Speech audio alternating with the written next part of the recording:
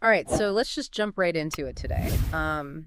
We're going to be looking at Governor Newsom's recent state of emergency declaration Oh, yeah. in California, and it's all because of bird flu. Wow. We've got some news articles, even some social media discussions we're going to untangle here. Sounds interesting.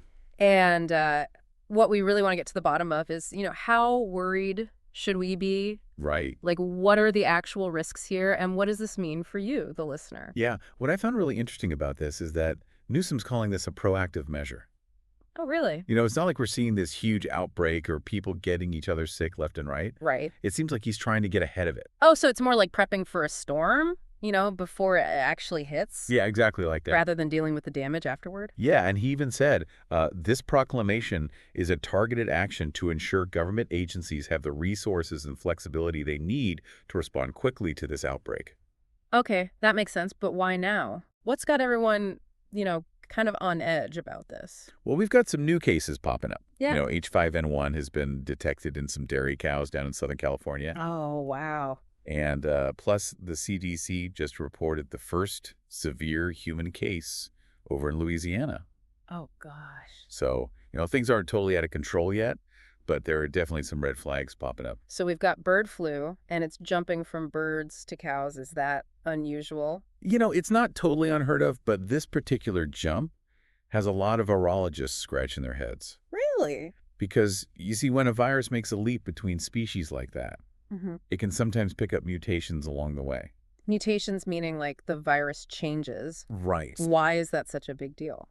Well, you can think about it like this. Okay. Every time the virus replicates, it's making copies of itself. Okay. And sometimes those copies have little errors, like typos in a book. Uh-huh. Most of the time, these errors are harmless. Right. But every once in a while, a mutation will pop up that makes that virus stronger or better at spreading. So in this case, the worry is that a mutation could make it easier for the virus to spread between people. Exactly. And that's what has a lot of experts concerned about this jump from birds to cows. Oh.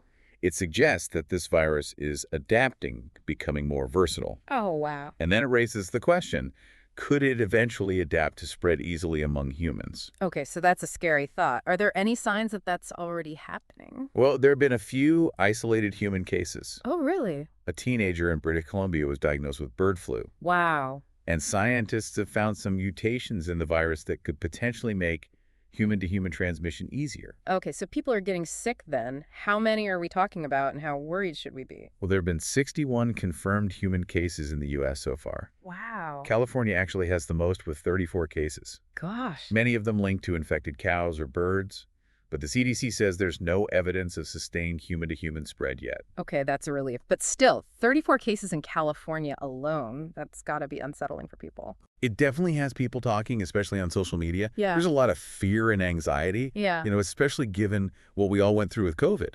Yeah, I can imagine. I actually read a comment from a nurse online Oh, yeah? who said this strain of bird flu could have a mortality rate of 50%. Yeah. Compared to COVID's 3.5%. That's a huge difference. It is a significant difference, and it really underscores why experts are urging caution and, these proactive measures like Governor Newsom's declaration. Okay, so before we get to what people are saying online, let's talk practicalities. Sure. What should we be doing to stay safe? Yeah. Is it time to, raid the grocery store and hoard all the toilet paper again? Hold on. No need to panic just yet. Okay. Good news is that the FDA says grocery store beef and dairy are safe to eat. Okay. Pasteurization kills the virus. So no need to become a vegetarian just yet? Not because of bird flu, no. But there is one thing that the FDA is warning against, Okay. and that's drinking raw milk. Really? Why is raw milk different? Well, pasteurization is what makes that grocery store milk safe. Right. Raw milk hasn't gone through that process, so there's a risk of harmful microorganisms, including this bird flu virus. Oh, wow. In fact, one California dairy that sells raw milk had to issue a voluntary recall because they found bird flu in a batch of their milk. Yikes. That's a good reminder to always follow those safety guidelines. Absolutely. And, this whole raw milk situation highlights a crucial point. Yeah. Limiting the spread of this virus in animals, especially cows, Okay. it's key to reducing the chances of it adapting for human-to-human transmission. So we basically need to nip it in the bud before it has a chance to evolve into something more dangerous. Precisely, the more the virus replicates, the more opportunities it has to mutate. Right. And the more mutations, the higher the chances it could become better at spreading among humans. Got it. So it's kind of a race against time in a way. Okay, so we've talked about the virus itself, the risks, some basic precautions, but you mentioned people freaking out online. Let's dig into that next, because I'm really curious to see what folks are saying. Yeah, you're not kidding. Social media is a mixed bag right now. Yeah. Some people are definitely hitting that panic button. Really? Seems like the pandemic is still pretty fresh in everyone's minds, and this bird flu news is kind of triggering a lot of those same anxieties. Yeah, I saw one comment that said, oh shit, here we go again. Wow. It feels like everyone's bracing themselves for another round of lockdowns and mask mandates and Right, all that stuff. all that. It's understandable. There's a lot of uncertainty, Right. and people are drawing parallels to what we just went through. Yeah. But it's not all doom and gloom. I mean, some people are taking a more level-headed approach. Like, what? Give me some hope here. Well, some people are pointing to the lessons we learned from COVID. Okay. We know more about how these viruses spread, we've got better testing methods, and we were able to develop vaccines relatively quickly. Uh-huh. And Yeah. so there's a sense that we're better prepared this time around. Okay, that's reassuring. Did you see any comments about the potential for a bird flu vaccine? Definitely, a few people mentioned that if this virus does become a serious threat to humans, Right. we could potentially adapt existing flu vaccine technology Okay. to target this specific strain. Okay. But of course, that's all speculation at this point. So some cautious optimism mixed with a healthy dose of let's not repeat the mistakes of the past. Exactly. And then, of course, you got the whole raw milk debate raging on. Oh, yeah. Those folks are passionate. What are they saying about all this? Well, their stance is pretty much the same as always. Yeah. They're arguing that pasteurization is unnecessary and even harmful, and that raw milk is perfectly safe and even more nutritious. But didn't you say earlier that the FDA is specifically warning against drinking raw milk because of bird flu? Yes, and that's kind of where the debate gets interesting. Okay. Some raw milk advocates are suggesting that if people are worried about bird flu, they can just heat the milk at home before drinking it. Isn't that basically pasteurization? Exactly. It unintentionally highlights that contradiction in their argument. Right. But it goes to show how deeply entrenched some of these beliefs are. So we've got fear of another pandemic debate over raw milk, and probably a healthy dose of I told you so from those folks who are always prepared for the worst. What else are people talking about? Well, there's some pretty intense comments about the potential impact of a bird flu pandemic, Yeah. both on a personal level and on society as a whole. One comment that really stuck with me said, if bird flu started transmitting from human to human while keeping the same mortality rate we have seen so far, the world would definitely shut down again. Mortality for bird flu is above 50%. COVID was 1%. Without a shutdown and quick vaccine rollout, there would be billions of dead. It would literally end civilization as we know it. Wow, that's heavy stuff. It definitely puts things into perspective. Even if the risk is low right now, the potential consequences are huge. Absolutely. And it's not just about the health risks. People are also worried about the economic fallout. We all saw what happened during COVID. Businesses shut down, jobs were lost, supply chains were disrupted. Yeah, it was a global economic earthquake. Are people talking about that online? Definitely, some are worried about the impact on the poultry industry, Okay. which has already taken a hit from the bird flu outbreak in birds. Others are concerned about rising food prices and potential shortages. Someone even joked that we might all have to resort to subsistence farming if things get bad enough. A little dramatic, maybe, but I get it. It's that fear of the unknown of our lives being turned upside down. And I imagine the upcoming election is adding another layer of anxiety to all of this. You're absolutely right. The political climate is definitely playing a role in how people are reacting to this news. Yeah. There are a lot of comments about the incoming Trump administration, Uh-huh. concerns about how they might handle a potential bird flu crisis. Given his track record with COVID, I can see why people are worried. What are they saying specifically? There's a lot of skepticism and distrust. Yeah. People are remembering how the previous administration downplayed the severity of COVID, dismissed scientific evidence, and prioritized the economy over public health measures. Right. Some are worried that history might repeat itself if bird flu becomes a major problem during Trump's presidency. One comment I saw simply said, good thing we were about to get a moron to be running public health. Yeah, there are a lot of strong opinions out there, to say the least. Mm-hmm. It's clear that this bird flu situation is tapping into some very deep political divisions. It's almost like this bird flu is a mirror reflecting back all of our anxieties and societal tensions. The fear of another pandemic, the distrust of authority, the political polarization. It's all there in the online discussions. That's a great observation. Yeah. This is about so much more than just a virus. Yeah. It's about how we respond to challenges. how we communicate with each other, and how we navigate uncertainty as a society. So far, we've focused a lot on the negative reactions, the fear, the anger. But did you see any comments that offered solutions or a more hopeful perspective? I'm hoping people aren't just doom scrolling. Yeah. Even in the midst of all the anxiety, there are some glimmers of hope. People are sharing information, offering advice, talking about ways we can prepare and protect ourselves. Okay.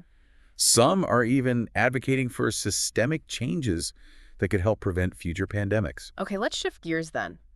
I'm curious to hear what those more constructive voices are saying because at the end of the day, we need to move beyond the fear and start thinking about solutions.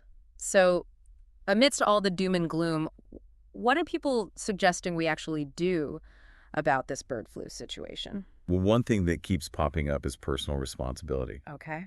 A lot of folks are stressing the importance of staying informed, following those guidelines from health officials, and just using common sense like washing your hands and staying away from sick birds. Yeah, it's like we've been through this pandemic drill before, right? Hopefully some of those lessons are sticking. Exactly. We're not starting from scratch. Yeah. People are talking about how we know more about virus spread. Now we've got better testing, and we saw how quickly scientists can develop vaccines when they need to. Okay, so that's the individual level. But what about the bigger picture? What are people saying needs to change to prevent something like this from becoming a full-blown disaster? Well, there are some really insightful comments about taking a multi-pronged approach. Okay. Some are pushing for more investment in research, especially for new vaccines and antiviral treatments. Makes sense. We need to be ready if this thing takes a turn for the worse. Right. And others are saying we need to kind of beef up our public health systems. Okay. Better disease surveillance, more resources for local health departments, that kind of thing. So basically, don't just react when there's a crisis, but build up our defenses in advance. Exactly. And then there's another layer to this that I find fascinating. Okay. A lot of people are connecting this bird flu situation to the way we treat the environment and how we produce our food. Oh, yeah, the whole factory farming debate. Yeah. How is that playing into the discussion? Well, some people are pointing out that when you pack thousands of animals into cramped, unsanitary conditions, it creates a breeding ground for diseases. Mm-hmm. They're saying we need to rethink our agricultural practices if we want to prevent future pandemics. So it's not just about human health, but about the health of the entire ecosystem. Right. We're all connected. Precisely. And that brings up another important point, that people are making the need for global cooperation. Right. This isn't just an American problem. This is a worldwide issue. Viruses don't care about borders. What are people suggesting in terms of international action? They're talking about things like sharing information and resources, coordinating research efforts, and developing global strategies for disease surveillance and control. Okay. It's that whole we're in this together mentality. Okay, so we've got personal responsibility, strengthening our public health systems, rethinking our relationship with nature, and working together on a global scale. That's a pretty tall order, but at least people are thinking proactively. It's definitely encouraging to see those kinds of ideas circulating. It shows that people are learning from the past and looking for ways to create a more resilient future. So where do we go from here? What's the bottom line for our listeners who are trying to make sense of all this? I think the key is to stay informed without panicking. Mm. We need to strike that balance between awareness and action without getting swept up in fear and misinformation. Right. Informed caution, not blind panic. Any other final words of wisdom? I think this whole bird flu situation is a wake-up call. Yeah. It's a reminder that we're interconnected with the natural world in profound ways, and our actions have consequences. We need to be more mindful of our impact on the planet and start making choices that support a healthier and more sustainable future for ourselves and for generations to come. Food for thought indeed. Well, on that note, I want to leave our listeners with one final question to ponder. How might this bird flu situation influence our relationship with food production and consumption practices in the future? Will we see a shift towards more plant-based diets or a greater demand for ethically and sustainably produced animal products? It's something to think about as we navigate this complex and ever-changing world. Thanks for joining us for this deep dive.